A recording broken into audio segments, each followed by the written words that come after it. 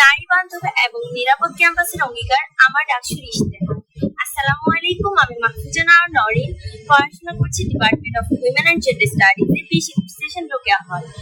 আসন্ন ডাকসু নির্বাচন 2025-এ আমি কার্যনির্বাহী সদস্য পদে প্রতিদ্বন্দ্বিতা করছি এবং আমার ব্যালট নং হলো 72।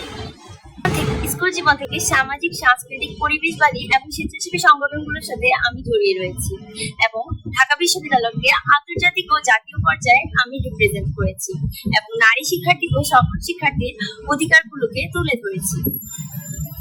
মতভিন্নতা থাকলে কেন আমার শত্রু হবে, বরং সবসময় আমি সহনশীলতার জায়গা থেকে আমার যে সহপাঠী রয়েছে কিংবা আমার ক্যাম্পাসের অন্যান্য বন্ধু, সিনিয়র জুনিয়র যারা রয়েছে, সবসময় চেষ্টা করেছি তাদের সাথে ভালো সম্পর্ক বজায় রাখার এবং আমার রাজনৈতিক অবস্থান থেকে তাদের মতামতের প্রতি আমার শ্রদ্ধা এবং সম্মান বজায় রাখা।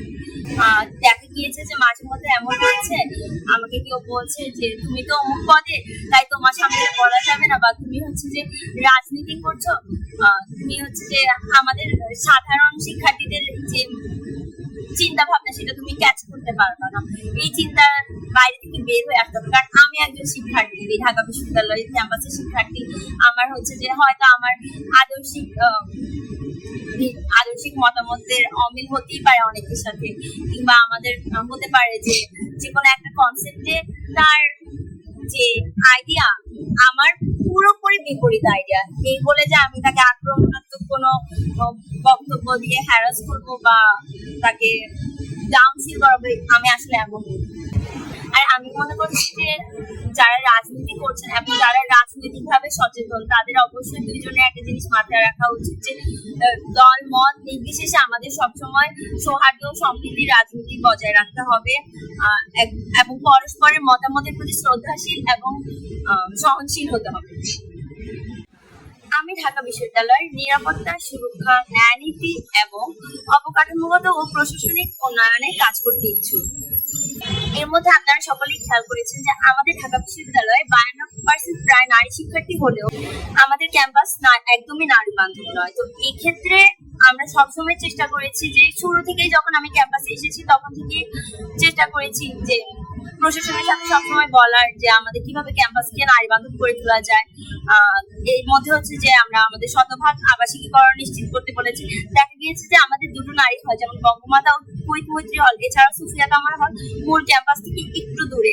তাদের হচ্ছে যে ট্রান্সপোর্টে যেমন অসুবিধা হয়, আমাদের নারী হলগুলোর পাশে প্রায় ভবঘুরে পাগল বা নেশাগ্রস্ত ব্যক্তিরা বসে থাকে, আর যে কোনো সময় আমাদের নারী শিক্ষার্থীদেরকে সেখানে হেনস্থা হতে হয়।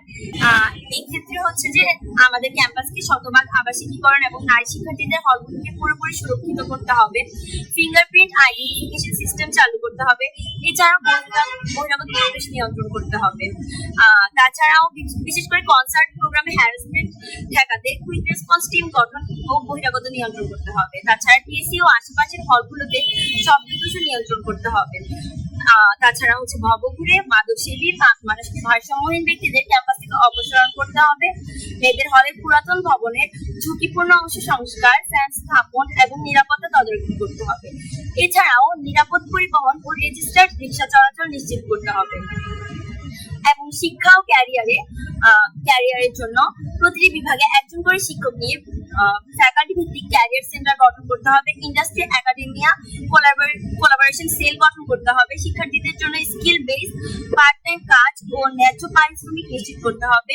তাছাড়াও ইন ক্যাম্পাস জব যেমন গবেষণা সহকারী হিসেবে আইটি সাপোর্ট, ডেটা অ্যানালাইসিস এবং লাইব্রেরি রিসার্চ চালু করতে হবে। তাছাড়াও যুবক ও ক্রীড়া মন্ত্রণালয় সহায়তায় স্কিল ডেভেলপমেন্ট কোর্স, সেলাই, টেকনিক্যাল স্কিল ইত্যাদি চালু করতে হবে। ক্ষুদ্র ব্যবসা ও অনলাইন ব্যবসায় যুক্ত যেসব ঢাকা বিশ্ববিদ্যালয়ের শিক্ষার্থীরা রয়েছে তাদের জন্য ক্যাম্পাসে বিজনেস হাব তৈরি করতে হবে।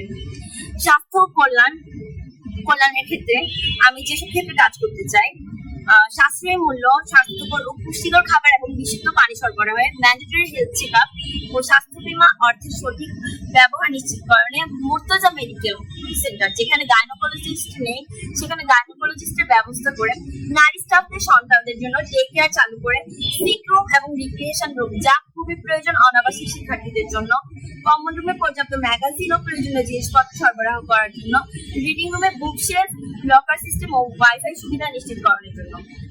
ন্যায় নীতির ক্ষেত্রে আমি যেভাবে প্রভাব ফেলতে পারি, কোনো শিক্ষক ও কর্মচারী কর্তৃক হয়রানির বিরুদ্ধে কঠোর ব্যবস্থা নিয়ে, নারী হল নির্মাণ না হওয়া পর্যন্ত নিরাপদ আবাসন এবং প্রয়োজনীয় বৃত্তি প্রদানে প্রশাসনের সঙ্গে সমন্বয় করে ক্যান্টিন বয় ও নাবালক কর্মচারীদের মৌলিক অধিকার যেমন শিক্ষা স্বাস্থ্য নিশ্চিত করেছে। এটা আমরা তাদেরকে এই কাজ থেকে যদি অপসারণ করি, তারা অন্য জায়গায় গিয়ে কাজ করার সম্ভাবনা রয়েছে।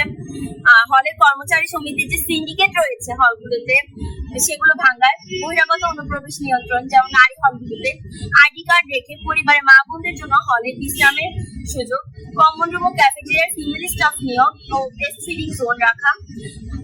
তাছাড়াও আমি সাংস্কৃতিক এবং সামাজিক অঙ্গনে যেভাবে কাজ করতে ইচ্ছুক, মিলনায়তন গুলো শিক্ষার্থীদের জন্য অর্ধেক ভাড়া রাখা, বিভিন্ন ধর্মের আয়োজন, সাংস্কৃতিক আয়োজন সহ সব ধরনের ধর্মীয় সাংস্কৃতিক আয়োজনের জন্য উপযোগী ক্যাম্পাস তৈরি করতে হবে। নারীদের নিয়ে নোংরা রাজনৈতিক কন্টেন্ট তৈরি করা আইডি পেজ এবং গ্রুপের বিরুদ্ধে ব্যবস্থা গ্রহণ করতে হবে। এছাড়াও প্রশাসনিক ও অবকাঠামোগত উন্নয়নে আমি যেভাবে কাজ করতে ইচ্ছুক, ভর্তির জটিলতা কমানো ও সিস্টেম অটোমেশনে, ভর্তির সময় অভিভাবকদের জন্য বিশ্রামের ব্যবস্থা করে, ক্যাম্পাসের স্থাপনাগুলোর প্রয়োজনীয় সংস্কার, বঙ্গমাতা ও কুয়েতমৈত্রী হলের জন্য সেফ ট্রান্সপোর্ট, ভালো কমিউনিকেশন ও রেজিস্টার্ড দোকান, বিশেষ করে pharmacy, ambulance service, Sufia Kamal হলের সামনে পর্যাপ্ত নিরাপত্তার ব্যবস্থা করা। এছাড়া টিএসসি মেট্রো স্টেশন এলাকায় মাদকসেবী হকার ও অবৈধ যানবাহন নিয়ন্ত্রণ, ক্যাম্পাসের বাইরে যে কোনো শিক্ষার্থী আক্রমণ বা অপ্রীতিকর পরিস্থিতিতে পড়লে দ্রুত প্রয়োজনীয় সহায়তা প্রদানের ব্যবস্থা গ্রহণে আমি কাজ করতে চাই।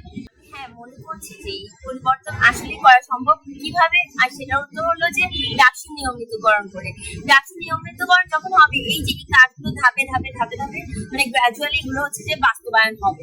আমি না হলেও আমার যে পরবর্তী মানে যে ডাকসু প্রতিনিধিরা হবে, ডাকসু ছাত্র নেতারা হবে, তারা অবশ্যই প্রশাসনের সাথে সমন্বয় করে এই কাজগুলো বাস্তবায়নে ভূমিকা রাখবে।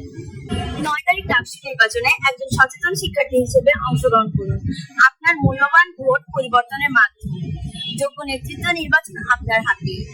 আমি একজন নির্বাচিত প্রতিনিধি হিসেবে সদস্য পদের কার্যপরিধি থেকে যতটুকু সম্ভব চেষ্টা করব নির্বাচিত হয়ে আমার অঙ্গীকারগুলো বাস্তবায়ন করার।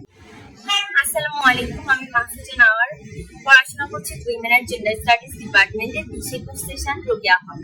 আর আমি আসলে ডাকসু নির্বাচন 2025-এ কার্যনির্বাহী সদস্য পদে প্রতিদ্বন্দ্বিতা করতে যাচ্ছি এবং আমার ব্যালট নাম হলো 72। আপনাদের দোয়া এবং সমর্থন প্রত্যাশী।